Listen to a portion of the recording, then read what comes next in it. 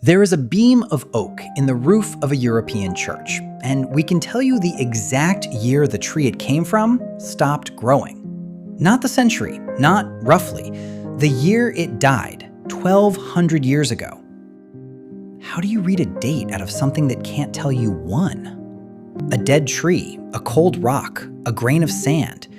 Each has been keeping time since it formed. We only had to learn to read the clock.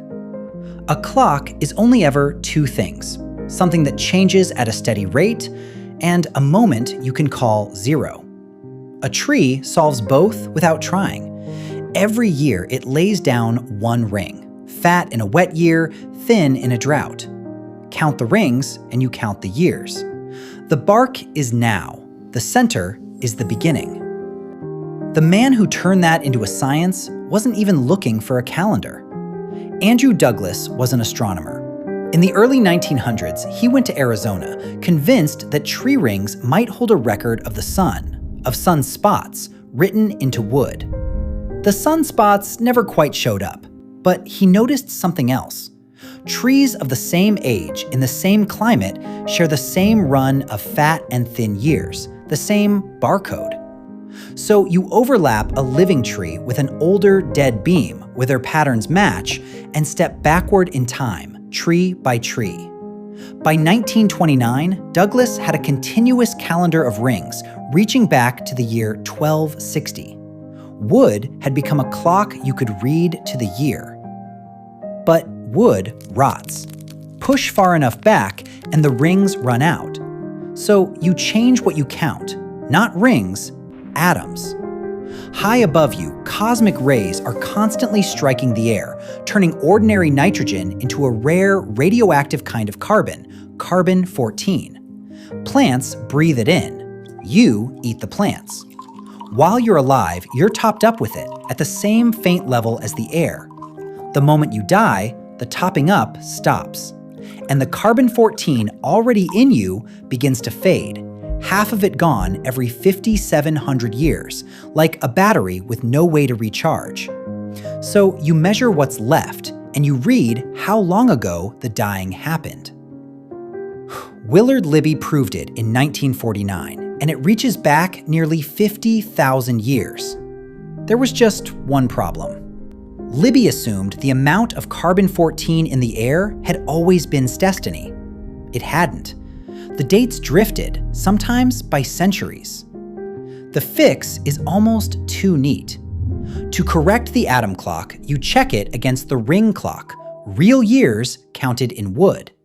The new method needed the old one to tell the truth, which raised a stranger question. If the air's carbon-14 isn't steady, what makes it jump? In 2012, a physicist named Fusa Miyake at Nagoya University was measuring single rings of an old Japanese cedar, 1 year at a time. In the ring for the year 774, the carbon-14 spiked, a jump about 20 times too big, appearing inside a single year. Then other labs checked their own trees in Germany, Russia, Finland, and New Zealand, and found the same spike in the same year. Whatever happened had hit the entire planet's atmosphere at once. The leading explanation is a colossal storm of particles from the sun, far beyond anything in modern records, though what exactly caused it is still argued. And here is what it gave us. That spike is a single sharp mark stamped into every tree alive in 774 on every continent. Find it in a beam, and you don't get a range anymore. You get the exact year. The sun, written into a tree ring after all. Douglas was right about where to look, wrong about what he'd find. But every clock so far runs on life. Wood, breath, carbon, all of it borrowed from living things. And life runs out. Past about 50,000 years, the carbon clock goes silent. No tree ever lived 1,000,000 years. So how do you date a rock older than any forest with no carbon in it at all? You find a tick that doesn't need life. When certain crystals form deep in cooling rock, They trap atoms of uranium, but lock lead out completely. So any lead you find inside one later can only have come from uranium quietly decaying at a rate that hasn't changed in billions of years. One crystal, a grain of zircon from the Jack Hills of Western Australia, was found on a sheep ranch and read this way. It came back 4.4 billion years old, older than the oldest fossil, older than the oldest rock we can point to, a splinter of the first crust the world ever made. What gets me isn't that it's old, it's that it kept perfect count in the dark for 4 billion years, and we are the first thing that ever arrived to read the number. That oak beam in the church roof never knew it was writing anything down. Neither did the cedar that caught a flash from the sun.